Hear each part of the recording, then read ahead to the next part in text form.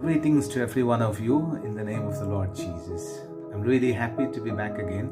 It's Father Shaji, and I would like to give you a very short introduction to the shortest of the Gospels. In fact, Mark is the shortest of the Gospels. It has only 16 chapters. I'd like to give you a few features of this Gospel so that you are able to read, understand, and pray this Gospel better. I'd like to make use of a few slides that I have prepared. The Gospel according to Mark. Some of the characteristics of this Gospel according to Mark. The first prominent characteristic of this Gospel, the dominant theme of this Gospel, is that of Christology. That is, the author is trying to give the idea of who Jesus is. Who is Jesus? Jesus is presented as the Messiah, the Son of God. In fact, the central question of the whole Gospel is, who do you say I am? Which we find really at the center of the Gospel in chapter 8, verse 29. Understanding this mystery of Jesus' identity and responding to Jesus with faith are the major concerns of the Gospel. There are several passages that refer to the identity of Jesus as Son of God. We have it already in the title of the Gospel in chapter 1, verse 1. And then we have it again in chapter 3, verse 11, chapter 5, verse 7, chapter 9, verse 7, chapter 12, verse 6. Jesus' healings, his parables, his instruction to the disciples, his encounters with the demons, his conflicts with the opponents, and above all, his death and his resurrection reveal the profound mystery of Christ. Mark also shows that Jesus is the suffering Messiah. It is only on the cross that he is finally proclaimed as the Son of God by the centurion in chapter 15, verse 39. So the cross becomes the touchstone of all authentic faith in Jesus. In his death for others, Jesus reveals the heart of his mission. All of the other titles and images applied to Jesus, such as Messiah or Son of Man or Healer, all these take on their true meaning when seen in the context of Jesus' redemptive death. And throughout Mark's Gospel, we will see this focus on Jesus as the suffering Messiah, the suffering Christ.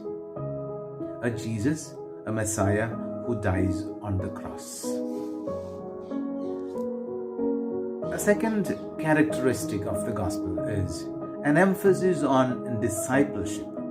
That is, how do you respond to this Jesus who suffers on the cross? You respond by following him.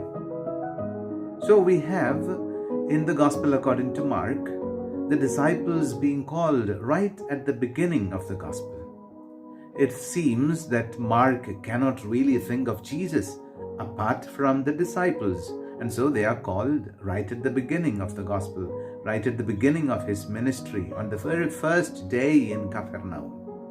The disciple is co-involved in the journey of Jesus, but it is he who calls the disciples to follow.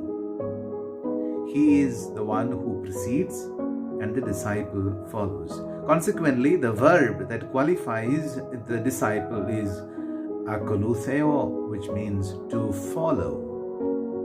Literally, sharing everything with Jesus in his life and in his death.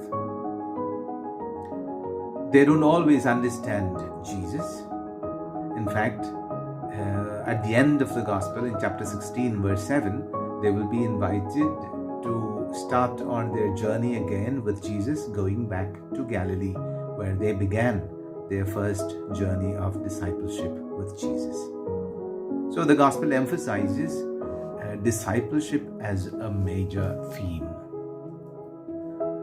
A third feature of the Gospel according to Mark is that it is theology in narrative. That is, an emphasis on what Jesus did is given more prominence in the Gospel according to Mark. We have seen how Matthew emphasized the sayings of Jesus, the teachings of Jesus, his discourses, his sermons.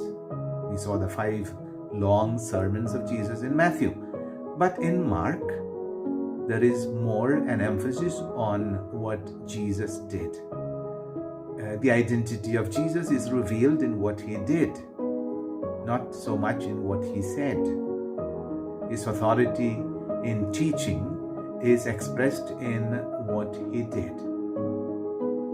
And being a narrative, talking about God in narrative of what Jesus did, the narrative itself is very vivid, very quick, and always Jesus is presented as on the move, quickly moving from place to place, because he has so many things to accomplish before his death. We also see that in the Gospel, as a 5th characteristic, an emphasis is given on the passion narrative of Jesus. In fact, the shortest Gospel has 2 entire chapters that will describe the passion of Jesus. 3 chapters that would describe the last week in the life of Jesus. So the passion narrative is very prominently described in the entire Gospel. With these characteristics in mind, therefore, we want to read the Gospel. So, my dear friends, keep these characteristics in mind as you begin to read the Gospel. In the next session, I would give you a shorter description of the contents of the Gospel. Wish you a good reading.